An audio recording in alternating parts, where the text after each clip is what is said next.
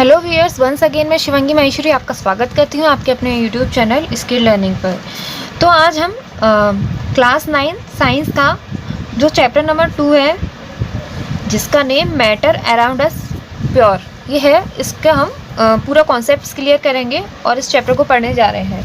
तो देखिए, मैंने जो लास्ट चैप्टर था उसमें मैंने आपको ये बताया हुआ था कि मैटर होता क्या है। तो मैटर क्या होता है, अब मैंने जैसे कि आपको बताया हुआ है, हमारी पूरी यूनिवर्स में, पूरे ब्रह्मांड में सिर्फ दो ही तरीके की चीज़ें पाई जाती हैं। पहली है मैटर और दूसरी है एनर्जी। मैटर के बारे में हम साइंस में पढ़ते हैं, तो matter around us is pure, इसमें भी हम मैटर के बारे में ही पढ़ेंगे, जबकि एनर्जी के बारे में हम फिजिक्स में जाकर पढ़ते हैं।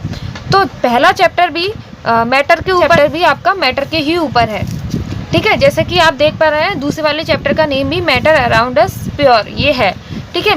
तो मैटर, तो हमने पहले वाले चैप्टर में सिर्फ इतनी जानकारी ले ली कि मैटर क्या होती है, मैटर में कितने फेज होते हैं मैटर के, सॉलिड, लिक्विड, गैस, उनकी क्या प्रॉपर्टीज़ होती हैं, क्या फेज ट्रांसफॉर्मेशन होता है, evaporation, condensation, all the above, ठीक है। तो हमने इतना सब कुछ पढ़ लिया है। अब देखिए, मैटर के बारे में हमने थोड़ी बहुत क्वालिटी उसकी पढ़ी। वो सारी क्वालिटी क्या थी, उसका जैसा हमें दिख रहा है उसके बेस पर थी, यानी कि वो सारी क्वालिटी फिजिकल क्वालिटी थी। लेकिन अब जो सेकंड वाला चैप्टर है उसमें आपको मैटर की केमिकल क्वालिटीज़ के बारे में पढ़ना है। तो सेकंड जो चैप्टर है उसमें मैटर है, उसके बारे में देखेंगे। इसमें बोला जा रहा है, जैसे कि आपको टॉपिक, इसका जो चैप्टर का टॉपिक है, जो हेडिंग है, वही है मैटर अराउंड अस प्योर।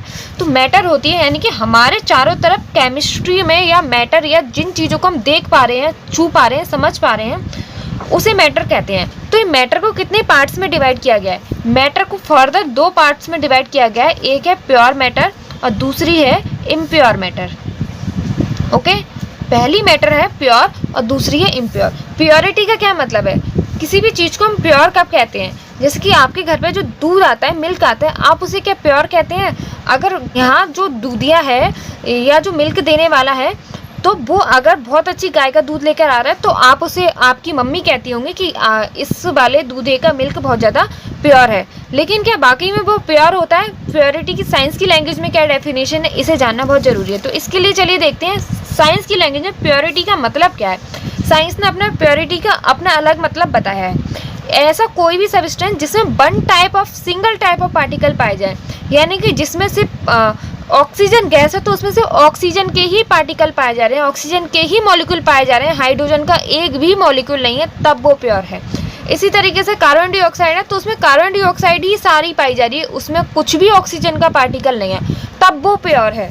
तो consist one type of particle, ठीक है। तो ऐसा कोई भी सब्सटेंस जिसमें one type of he particle होगा, यानी कि एक ही तरीके का पार्टिकल पाया जा रहा है, तो उसे हम प्योर कह देते हैं। Consist one type of particle. तो साइंस की लैंग्वेज में प्योरिटी की क्या डेफिनेशन हुई? ऐसा कोई भी सब्सटेंस जिसमें वन टाइप का, सिंगल टाइप का पार्टिकल पाया जा रहा है, तो हम उसे प्योर कह देते हैं। इसका एग्जाम्पल मैंने आपको बता दिया, कॉपर, ठीक है। कॉपर, जो कॉपर मेटल है, तो कॉपर अगर आप अपनी रिंग के तौर पर कॉपर पहने हो, तो सिर्फ उस रिंग में सिर्फ कॉपर के ही पार्टिकल हो, तब वो प्योर होगी रिंग, ठीक है। अगर उसमें एक भी आयरन या लोहे का पार्टिकल मिला दिया गया, तब वो केस में आ जाएगी, इम्प्योरिटी की कंडीशन में आ जाएगी। इसके अलावा आप दूसरा एग्जाम्पल ले सकते हैं, ऑक्सीजन। तो इसमें भी क्या होगा, ऑक्सीजन के ही पार्टिकल है, ऑक्सीजन के ही पार्टिकल है, एक भी पार्टिकल किसी और गैस का नहीं है, तब ये गैस हमारी प्योर गैस मानी जाएगी। तो आपको अब समझ में आ गया मिल्क को क्यों प्योर बोलते थे हम और क्यों प्योर नहीं है साइंस की लैंग्वेज है मिल्क। तो साइंस की लैंग्वेज के अकॉर्डिंग मिल्क क्या होना चाहिए, इम्प्योर होना चाहिए, क्योंकि जब आप मिल्क देखते हैं तो मिल्क में क्या पाया जाता है, मिल्क में कार्बोहाइड्रेट होते हैं। मिल्क में कई सारे हर तरीके का न्यूट्रिएंट पाया जाता है, कार्बोहाइड्रेट पाया जाता है, प्रोटीन पाए जाते हैं, विटामिन पाए जाते हैं, इसके अलावा वाटर पाया जाता है, और अलग अलग तरीके के मिनरल्स पाए जाते हैं, vitamin D, vitamin B, vitamin C, इतना सब कुछ मिल्क के अंदर पाया जाता है। तो क्या मिल्क क्या प्योर होगा? उसमें तो एक ही तरीके का कंपाउंड पाया नहीं जा रहा है, एक ही तरीके का पार्टिकल पाया नहीं जा रहा है, उसमें तो डिफरेंट तरीके के पार्टिकल पाए जा रहे हैं। कहीं कार्बोहाइड्रेट है, कहीं प्रोटीन है, कहीं विटामिन है, कहीं कुछ है, कहीं कुछ है, यानी कि मिल्क किसके अंदर आएगा, मिल्क इम्प्योर मैटर के अंदर आएगा। तो साइंस की लैंग्वेज के अकॉर्डिंग मिल्क क्या होगा, इम्प्योर होगा। अब जब भी आपकी मम्मी बोले कि ये वाला दूध ये प्योर मिल्क लेके आ रहा है, तो आप बोल दीजिए कि मिल्क कभी प्योर नहीं होता, वो हमेशा इम्प्योरिटी के अंदर आएगा, क्योंकि उसमें डिफरेंट तरीके के मिनरल्स, कार्बोहाइड्रेट, प्रोटीन्स, ये सब कुछ पाया जा रहा है, जो कि इम्प्योरिटी की कंडीशन को दिखा रहा है। तो प्योरिटी की क्या कंडीशन है, उसमें एक ही तरीके का पार्टिकल पाया जाएगा, और तो इम्प्योरिटी की कंडीशन इसके जस्ट अपोजिट हो जाएगी, consist different type of particle, consist different type of particle. तो ये क्या हो गया, इम्प्योर हो गया। ठीक है। अब इसके अलावा इम्प्योर मैटर का एक और एग्जांपल है टी। तो जो आप चाय बनाते हैं, चाय के अंदर क्या क्या होता है, चीनी पड़ी हुई होती है, ओके, और इसके अलावा उसमें चाय पत्ती पड़ी हुई होती है, वाटर पड़ा हुआ होता है, मिल्क पड़ा हुआ होता है, अदरक पड़ी हुई होती है, और अगर आप चाहे बहुत अच्छी चाय बनाना चाहते हैं तो उसमें तुलसी वगैरह पता नहीं क्या क्या डालते हैं। तो टी किसके अंदर आ गई, इम्प्योर मैटर के अंदर आ गई। इसके अलावा आप एक और सॉल्यूशन ले सकते हैं, नमक का पानी, सॉल्ट सॉल्यूशन, सॉल्ट सॉल्यूशन। तो आप अगर नमक को पानी के अंदर घोल देते हैं, तो या नमक को ही देख लीजिए, नमक किससे मिलकर बना हुआ था, दो सबस्टेंस से मिलकर बना हुआ होता है, Na और Cl। तो यानी कि इसमें एक तो सोडियम है, आपको ये अभी सोडियम में जो बोल रही हूँ वो वर्ड समझ में नहीं आएगा, आपको धीरे धीरे जैसे ही आप चैप्टर में आगे बढ़ते जाएंगे, आपको धीरे धीरे ये सब चीज़ें क्लियर होती जाएंगी। थर्ड और फोर्थ चैप्टर में जाके आपको सोडियम और क्लोराइड क्या होता है, ये अलग अलग ये जो इनकी केमिकल फॉर्मूले हैं, जो केमिकल्स का जो भी नेम है केमिस्ट्री की लैंग्वेज में, वो आपको इनके जो सिंबल है वो आपको नेक्स्ट चैप्टर में ही लर्न होंगे। ठीक है। इसके अलावा सैंड इन वाटर, अगर आप पानी में मिट्टी डाल देते हैं तो वो भी ऑब्वियसली इम्प्योर हो जाएगा, सैंड इन वाटर। ठीक है। तो इम्प्योरिटी की क्या कंडीशन हो गई, इम्प्योरिटी की कंडीशन हो गई इसमें डिफरेंट टाइप के पार्टिकल्स पाए जाएंगे, तो उस सब्सटेंस को हम इम्प्योर सब्सटेंस बोल सकते हैं। तो आपको अब यहाँ से क्लियर होगा, हमारी दुनिया में दो ही तरीके की चीज़ें पाई जा रही है, मैटर और एनर्जी। मैटर में भी फर्दर दो तरीके से डिवाइड कर सकते हैं मैटर को। एक तो प्योर, अगर कोई मैटर बिल्कुल पूरी तरीके से प्योर है तो हम उसे प्योर मैटर बोलेंगे, और अगर वो इम्प्योर है यानी कि उसमें एक ही तरीके के पार्टिकल पाए जा रहे हैं तो वो मैटर प्योर है, और अगर डिफरेंट टाइप्स के पार्टिकल पाए जा रहे हैं तो हम उस मैटर को इम्प्योर मैटर बोल देंगे। ठीक है। अब देखिए मैटर को फर्दर हम फर्दर टाइप्स में डिवाइड करेंगे। तो देखिए मैटर में, मैटर क्या होता है ये आपको पता है। प्योरिटी के बेस पर हम मैटर को दो टाइप्स में डिवाइड करते हैं, पहला होता है एलिमेंट और दूसरा होता है कंपाउंड। ठीक है, एलिमेंट एंड कंपाउंड। एलिमेंट और कंपाउंड क्या होता है ये भी आपको पता चलेगा। और इम्प्योर का क्या मतलब है, इम्प्योर का मतलब है उसमें काफ़ी सारी चीज़ें मिक्सचर। ठीक है, तो मिक्सचर किसी भी चीज़ का मिक्सचर होगा वो, क्योंकि उसमें मिक्स होंगी ना काफ़ी सारी चीज़ें। मिल्क क्या एक मिक्सचर है, क्योंकि उसमें काफ़ी सारी चीज़ें मिक्स हैं, उसमें कार्बोहाइड्रेट, प्रोटीन, विटामिन वगैरह वगैरह सब मिक्स हैं, तो इसे क्या बोल देंगे, मिक्सचर बोल देंगे। तो देखिए प्योरिटी के बेस पर हमने सब्सटेंस को कितने पार्ट्स में डिवाइड किया, प्योर और इम्प्योर। प्योर मैटर दो तरीके के होते हैं, एक तो होते हैं एलिमेंट और दूसरे होते हैं कंपाउंड। एलिमेंट क्या है, एलिमेंट एक single particle of any matter, किसी भी मैटर का सिंगल पार्टिकल, स्मॉलेस्ट पार्टिकल या एटम, उसे हम एलिमेंट बोल देते हैं। तो मान लीजिए हमारे पास क्या है, ऑक्सीजन गैस है, इसका एलिमेंट क्या होगा, इसमें सिंगल पार्टिकल किसका पाया जाएगा, ऑक्सीजन का पाया जाएगा ना। इसमें सिंगल पार्टिकल किसका पाया जाएगा, ऑक्सीजन का पाया जाएगा। तो सिंगल पार्टिकल किसी भी सब्सटेंस का क्या होगा, एलिमेंट होगा। ठीक है, एलिमेंट को हम एटम भी बोल सकते हैं। एटम आपको नेक्स्ट चैप्टर में पता चलेगा एटम होता क्या है, या सिंपलेस्ट फॉर्म ऑफ मैटर। ठीक है, तो ऑक्सीजन कितने एटम से मिलकर बनी हुई है, दो एटम से मिलकर बनी हुई है, O और O। यहाँ पे O2 का मतलब है O दो बार है ऑक्सीजन में, O प्लस O मिलकर O2 बना है। तो सिंपलेस्ट फॉर्म ऑफ मैटर क्या होगी, O। ठीक है, तो एलिमेंट्स का क्या मतलब है, एलिमेंट का मतलब है ऐसा सब्सटेंस या किसी भी सब्सटेंस का स्मॉलेस्ट पार्टिकल, हम उस पार्टिकल को एलिमेंट बोल देते हैं। जब हम ऑक्सीजन गैस को खोलते जाएंगे तो वो दो टाइप्स के O में टूट जाएगी, दो O में टूट जाएगी, यानी कि किसी भी सब्सटेंस की सिंपलेस्ट फॉर्म है सिंगल पार्टिकल क्या कहलाता है, एलिमेंट कहलाता है। तो इसमें ऑक्सीजन और कॉपर किसके एग्जाम्पल हो जाएंगे, एलिमेंट के एग्जाम्पल हो जाएंगे, क्योंकि अगर हम सिंगल पार्टिकल के बारे में बात करें तो वो क्या होता है, एटम या एलिमेंट होता है। अब इसके बाद हम देखते हैं कंपाउंड क्या होता है। तो कंपाउंड क्या होता है, जब भी दो या दो से ज़्यादा element, more than two element,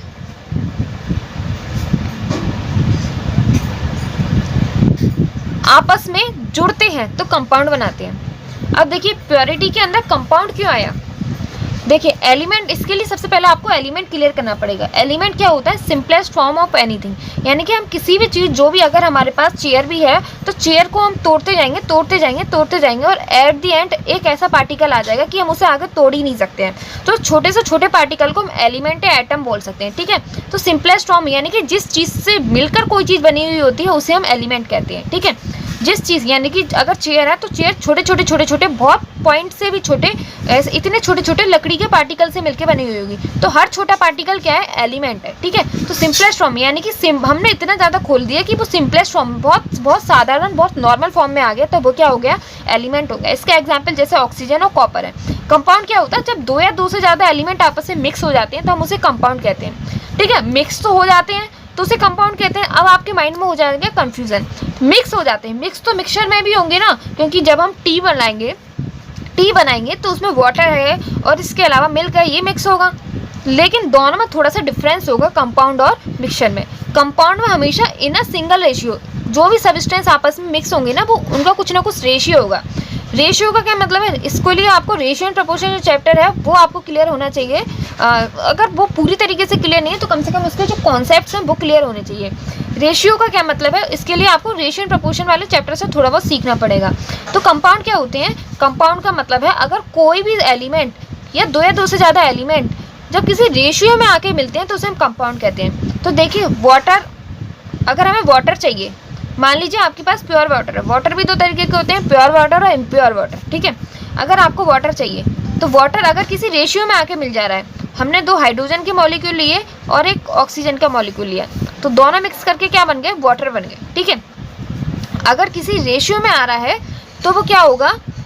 compound होगा। और अगर वो ऐसे ही उसमें कुछ भी मिला दे रहे हैं तो वो क्या होगा? मिक्सचर होगा। अभी भी आपको क्लियर नहीं हुआ होगा, जब आप मिक्सचर पढ़ेंगे तब आपको क्लियर हो जाएगा। अब देखिए एक और एग्जांपल दे देती हूँ मैं इसको। एग्जाम्पल देने से पहले इसका जो इसका बैलेंस कर लीजिए इस इक्वेशन को। 2H2 + O2 मिलेंगे तो H2O बनेगा। अभी आपकी बिल्कुल समझ में नहीं आ रहा होगा तो थोड़ा पेशेंस रखिए। आपको नेक्स्ट चैप्टर होगा, थर्ड और फोर्थ चैप्टर होगा, इसमें आपको पूरा क्लियर हो जाएगा। तो हाइड्रोजन और ऑक्सीजन मिले तब हमारा क्या बना? वाटर बना।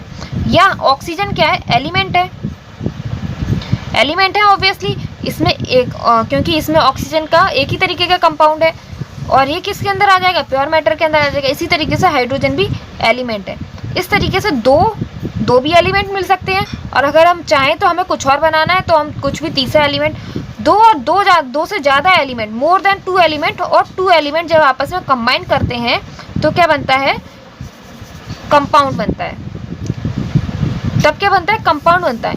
लेकिन कंपाउंड में रेशियो हमेशा फिक्स रहता है, ऑलवेज। ये चीज़ आपको कोई टीचर नहीं बताएगा कि कंपाउंड में रेशियो हमेशा फिक्स रहता है। Ratio of any compound remain fix, ठीक है। किसी भी कंपाउंड का रेशियो फिक्स रहेगा। तो फिक्स कैसे रहेगा? देखिए, अब देखिए यहाँ आपको काफ़ी सारी ऐसी चीज़ें जो आपको क्लियर नहीं है अभी तक, तो आप जितना मैं बोल रही हूँ आप सिर्फ उतना समझने की कोशिश कीजिएगा। इसका एटॉमिक मास होता है 1, ठीक है। तो अगर हम हाइड्रोजन के इसका एटॉमिक मास 1 होता है हाइड्रोजन का, और 2 मॉलिक्यूल हैं तो 2 × 1। और इसमें ऑक्सीजन कितने हैं? ऑक्सीजन का एटॉमिक मास होता है 16, तो यहाँ क्या हो जाएगा? 16, ठीक है। तो हम जब यहाँ ऑक्सीजन का एक ही मॉलिक्यूल है तो × 1, तो 2 है, ये 16 है। अगर हम दोनों को कट करते हैं 1:8, यहाँ पे क्या है इसका रेशियो? 1:8 है, ओके। अब आप चाहे यहाँ हाइड्रोजन के 4 मॉलिक्यूल रख लें, ऑक्सीजन के 10 मॉलिक्यूल रख लें, चाहे आगे पीछे करते हैं, लेकिन इनका रेशियो क्या रहेगा? 1:8 रहेगा। यानी कि जब हाइड्रोजन 1 के रेशियो में और ऑक्सीजन 8 के रेशियो में मिलेगी तभी हमें वाटर मिलेगा, वरना हमें वाटर की जगह कुछ और मिल जाएगा, ठीक है। यानी कि रेशियो हमेशा फिक्स रहेगा। जिन सब्सटेंस का रेशियो हमेशा फिक्स रहेगा उसे हम कंपाउंड कहते हैं, ठीक है। अब देखिए मिक्सचर क्या होता है? मिक्सचर में दो से ज़्यादा एलिमेंट्स आपस में आके मिलते तो हैं, ठीक है। When 2 or more than 2 element mix without any ratio, लेकिन उसमें कोई रेशियो नहीं होगा, तो उसे मिक्सचर कहते हैं। देखिए अब इसको क्लियर बहुत अच्छे से आपको अब क्लियर होगा। अभी तक आपको अगर कंपाउंड क्लियर नहीं हो तो अब जैसे ही मैं मिक्सचर बताऊंगी तो क्लियर हो जाएगा। अब देखिए अगर हमें लेमनॉइड यानी कि नींबू पानी बनाना है, ठीक है, आप और मेरे में थोड़ा अंतर होगा। जैसे यहाँ पानी है, ठीक है, आप लेते हैं शुगर ज़्यादा, ये मैं अपना नींबू पानी बना रही हूँ, ये आपका बना रही हूँ। हमारे पास वाटर है, मुझे चाहिए शुगर कम, ठीक है, शुगर कम चाहिए और इसमें सॉल्ट ज़्यादा चाहिए। या आपको क्या चाहिए, मुझे शुगर कम चाहिए, सॉल्ट ज़्यादा चाहिए। आपको क्या चाहिए, शुगर ज़्यादा चाहिए बट सॉल्ट कम चाहिए, ठीक है। तो आपका नींबू पानी कैसे बना, ज़्यादा मीठा बना, और मेरा नींबू पानी कैसे बना, कम मीठा बना। आपको शुगर क्या चाहिए, 2 चम्मच चाहिए, मुझे 1 ही चम्मच चाहिए। मुझे सॉल्ट क्या चाहिए, 2 चम्मच चाहिए, आपको 1 ही चम्मच चाहिए, ठीक है। यानी कि हमारा क्या है, मेरा भी नींबू पानी क्रिएट हो गया, आपका भी नींबू पानी क्रिएट हो गया, ठीक है। मैंने अपना भी नींबू पानी बना लिया और आपका भी नींबू पानी बना दिया। लेकिन यहाँ मेरे पास क्या है, मेरा जो नींबू पानी है उसमें शुगर की कंपोजिशन बहुत कम है और सॉल्ट की कंपोजिशन बहुत ज़्यादा है। आपके नींबू पानी में शुगर ज़्यादा है लेकिन सॉल्ट कम है, यानी कि कोई फिक्स्ड रेशियो नहीं है। आप चाहे तो आप कुछ भी मिलाएं, मैं चाहूँ तो मैं कुछ भी मिलाऊँ, 2-4 चीज़ें मैं अभी इसमें और मिक्स कर लूँ तो कोई दिक्कत नहीं है।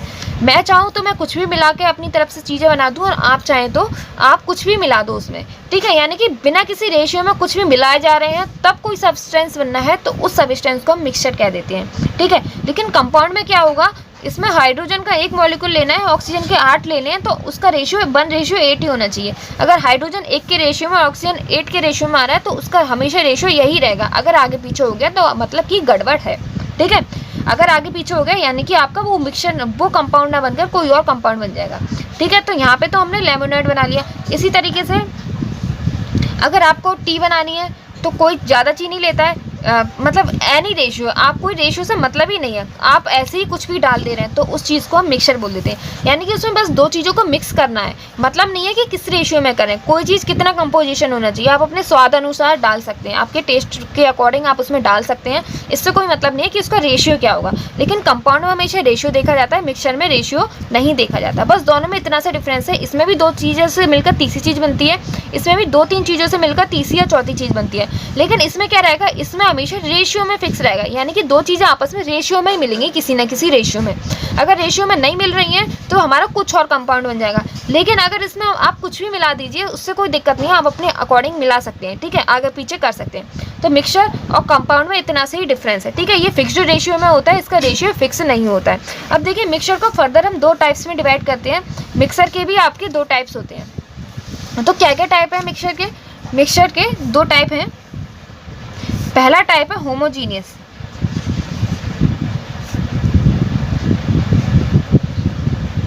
मिक्सचर, और दूसरा टाइप है हेट्रोजीनियस मिक्सचर।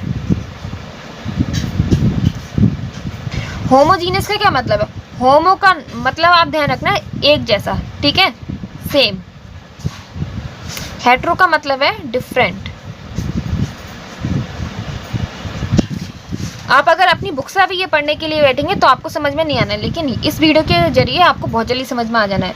तो होमोजीनियस मिक्सचर क्या होते हैं? जिसमें सेम टाइप के कंपोनेंट हो।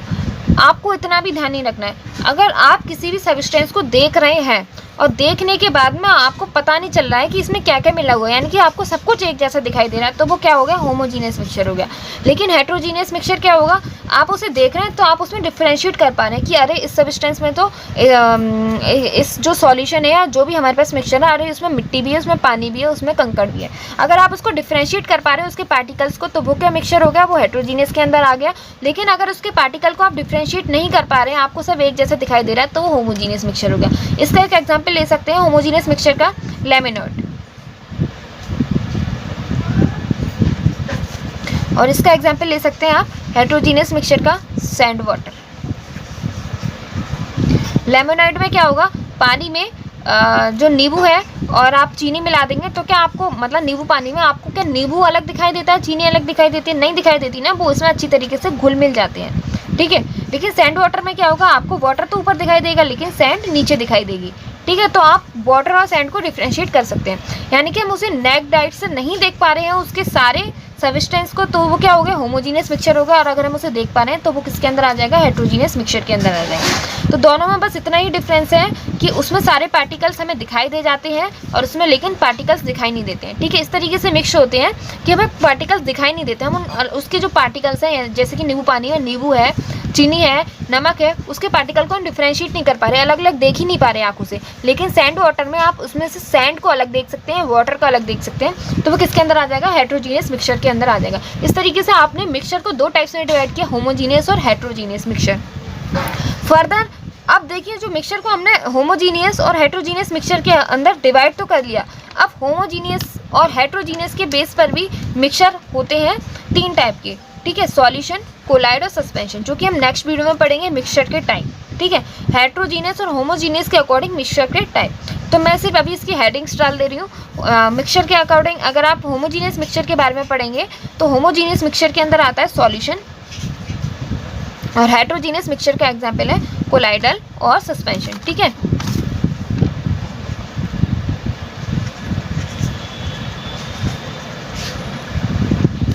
तो हेट्रोजीनियस मिक्सचर के अंदर आप पढ़ेंगे कोलाइडल और सस्पेंशन को, और होमोजीनियस के अंदर पढ़ेंगे आप सॉल्यूशन को। अब देखिए, ये इतना पढ़ने के बाद आपका ये चैप्टर काफ़ी बड़ा है, आपका एक पार्ट क्लियर हो जाएगा। ठीक है, एक पार्ट क्लियर करने का मतलब ये है आप मैटर के बारे में पढ़ लेंगे।